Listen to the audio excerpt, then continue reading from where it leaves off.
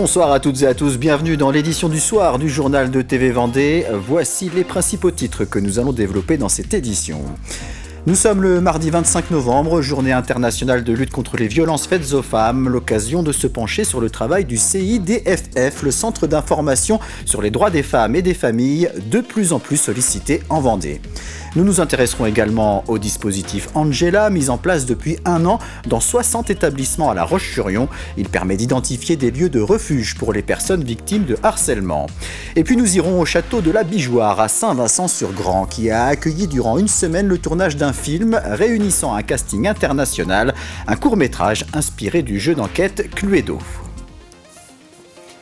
Je vous le disais en titre, ce mardi a été marqué par la journée internationale de lutte contre les violences faites aux femmes, des violences qui peuvent être physiques, psychologiques ou même administratives.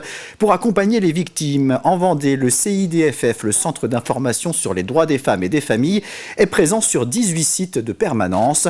Il assure entre autres une assistance juridique, une aide au retour à l'emploi ou encore des actions de sensibilisation.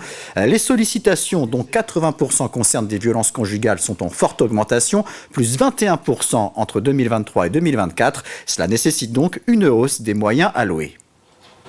On peut constater qu'en milieu rural, il est parfois difficile de s'informer, de pouvoir en parler, parce que surtout dans les petits villages, tout le monde se connaît.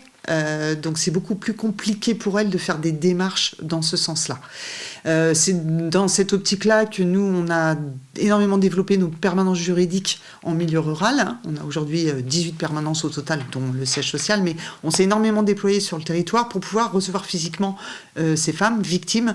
Et on se rend compte quand on ouvre une permanence juridique en milieu rural, eh bien, on a des victimes qui viennent nous voir, qui ne seraient jamais venues nous voir sur La Roche-sur-Yon ou ailleurs. Donc, il est vraiment important d'être auprès de ces femmes-là pour qu'elles puissent obtenir l'information, parce que autant dans une grande ville comme La Roche-sur-Yon, c'est assez facile de s'y déplacer et de pouvoir avoir affaire aux structures concernées, mais on voit bien qu'en milieu rural, c'est beaucoup plus compliqué pour elles. On évalue sur les crédits qu'on verse aux associations, donc c'est 1 500 000 en Vendée.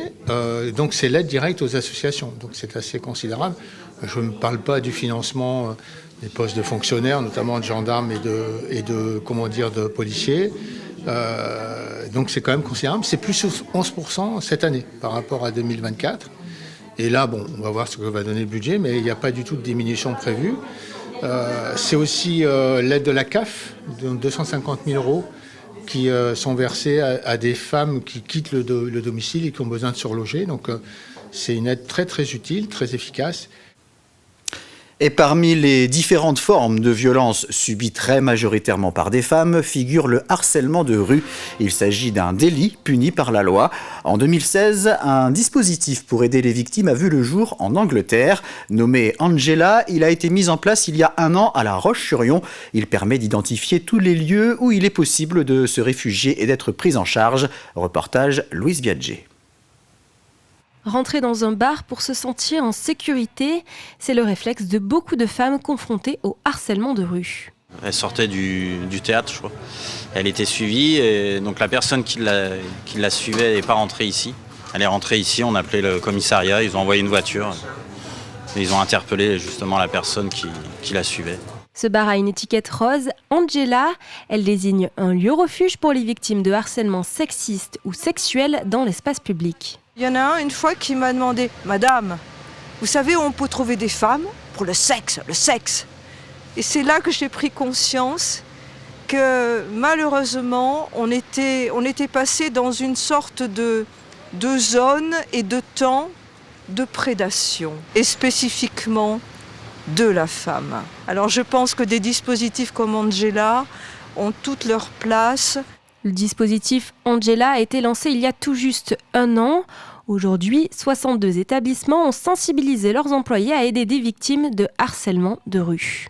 Il doit l'accueillir dans un lieu un peu à l'abri des clients, pouvoir l'asseoir, lui demander s'il y a besoin de passer un coup de fil, le rassurer, écouter, être à l'écoute de ses premiers moments d'insécurité et puis de pouvoir lui poser d'éventuelles questions sur une personne à appeler pour venir la chercher et si besoin, s'il y avait besoin, même d'aller vers les forces de l'ordre et appeler la police. Selon une évaluation de la ville faite auprès des établissements partenaires, le dispositif a été utilisé à 3 reprises depuis sa mise en place. La nécessité aussi, c'est d'avoir des lieux qui couvrent un maximum d'amplitude. D'où des commerces, des bars, les cinémas, vraiment un ensemble, nos services municipaux bien entendu, aussi le service de bus, donc Impulsion, et qui là du coup rayonne sur l'agglomération. La loi réprime le harcèlement de rue d'outrage sexiste ou sexuel. Il est puni de 1 500 € d'amende. En bref, un accident de la circulation s'est produit en milieu d'après-midi sur la 2x2 voies entre Chaland et Machecoul à hauteur de la Robinière sur la commune de la Garnache. Un tracteur et un semi-remorque vide sont entrés en collision. Le conducteur du tracteur, âgé de 70 ans, a été gravement blessé et transporté vers le CHU de Nantes. Le conducteur du poids lourd, âgé de 28 ans, a été retrouvé choqué mais sans blessure. Une voie de circulation a dû être temporairement fermée. La ville de La Roche-sur-Yon est la seule collectivité publique en Vendée à proposer un cimetière animalier. Situé rue Georges Mazurel, à proximité du cimetière de la Perronnière, il est ouvert à toutes les espèces d'animaux jusqu'à 40 kg et dispose d'un espace de près de 6000 m² qui pourra à terme regrouper 200 emplacements. Les familles peuvent inhumer en pleine terre soit un animal dans un contenant adapté, soit une urne refermant les cendres après crémation. Vous venez directement au service du cimetière, à la Perronnière, et ils travaillent exactement comme on travaille pour les humains. Donc vous venez, ils vont tout vous expliquer, ils vous donnent un sac biodégradable pour mettre l'animal dedans. Et tout est prévu. Voilà. Il est en cours d'aménagement, on va le végétaliser. Les services sont en train d'acheter les fleurs ou alors peut-être aux serres de la ville. Mais on va le végétaliser pour quand même qu'il soit très, très agréable à venir, comme le cimetière de la Perronnière qui est végétalisé et paysagé. En mai 2027, au Grand Rex à Paris, aura lieu la première projection du film Welcome to the Moonlight Palace. Ce court-métrage, à réinterprétation du jeu Cluedo, a été tourné il y a quelques jours à Saint-Vincent-sur-Grand, dans le majestueux décor du château de la Bijoire. Sous les ordres du réalisateur Jordan Inconstant, on retrouve un casting international, avec notamment l'acteur français Bernard Farcy, mais aussi les Américains Kevin McNally et Lee Arenberg, que vous avez pu voir dans Pirates des Caraïbes. Reportage Florian Wozniak et Louise Biagé. Les meurtres s'enchaînent dans cet hôtel. Welcome to the Moonlight Palace, c'est une histoire digne d'un polar qui propose une réinterprétation moderne et fantastique du Cluedo. C'est intéressant parce que ça permet de maintenir son rôle. Est-ce qu'on finalement on est complice, pas complice? Parce que bien sûr, je ne vais pas spoiler le tournage. En termes d'acting notamment, où là c'est de garder un sang-froid, d'avoir une relation avec son père qui par moments elle peut paraître complice et à d'autres moments là qu'on prend sa distance et est-ce que les intentions sont toujours bonnes, est-ce qu'elles sont mauvaises, bref, en fait on véhicule plein de pensées émotionnelles, plein de personnages tout en restant une seule identité, enfin en tout cas d'apparence pour le film.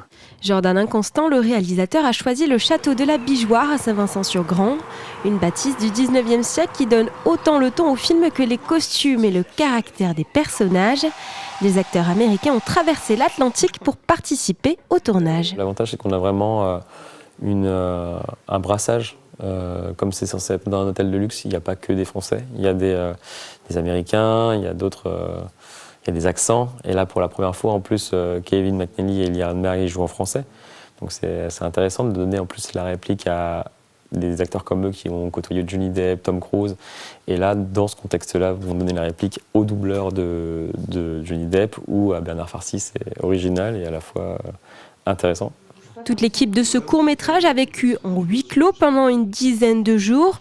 Une expérience hors caméra qui fera la différence à l'écran. Au final, on entre dans l'univers de Jordan. Il est vraiment un réalisateur unique puisqu'on travaille avec une même famille. Du coup, quand on arrive sur le plateau, on a des liens d'amitié, une dynamique se crée et ça donne une dimension supplémentaire au travail. L'amitié crée une alchimie plus forte. Un résultat à découvrir sur grand écran dans un an, en fin 2026. On prend à présent la direction de Montreuil, dans le sud Vendée, où une œuvre patrimoniale majeure a pu être sauvée grâce à des élèves du lycée Rabelais de Fontenay-le-Comte en option Histoire de l'art. Dans le cadre du programme Le plus grand musée de France, porté par la Fondation pour la sauvegarde de l'art français, ils ont choisi et défendu la cause d'un tableau de Sainte-Barbe datant du XVIIe ou XVIIIe siècle et dans un état très dégradé. Avec le financement de la Fondation, de la DRAC, de la région, du département et de la commune, la restauration a pu être réalisée au bout de 7 mois de travail. Surtout, c'est une peinture sur bois et c'est vrai qu'il n'y en a pas beaucoup, surtout dans la région, et c'est un matériau que j'aime beaucoup. Donc là, j'ai vraiment pris plaisir de travailler sur ce type de peinture. Sainte-Barbe, en plus, elle est un petit peu moins courante que d'autres scènes religieuses. Et elle était dans un tel état que même pour moi, c'était presque comme un défi de devoir la restaurer. La commune étant propriétaire de ce tableau, effectivement, on est un peu à l'initiative, mais pas que, parce que c'est Madame Durand, la conservatrice déléguée du conseil départemental, qui est venue me voir au début de mandat pour faire un recollement de ce tableau et vérifier son état de conservation. Et là, on a pris conscience que son état était très très dégradé et qu'il était urgent de faire quelque chose. Donc j'ai décidé avec l'ensemble de mon conseil de voter une enveloppe pour cette restauration. C'est la fin de ce journal, merci de votre attention. Prochain rendez-vous avec l'information ce jeudi à partir de 7h. Vous retrouverez Simon Philippot aux manettes de la matinale. Je vous souhaite une excellente soirée.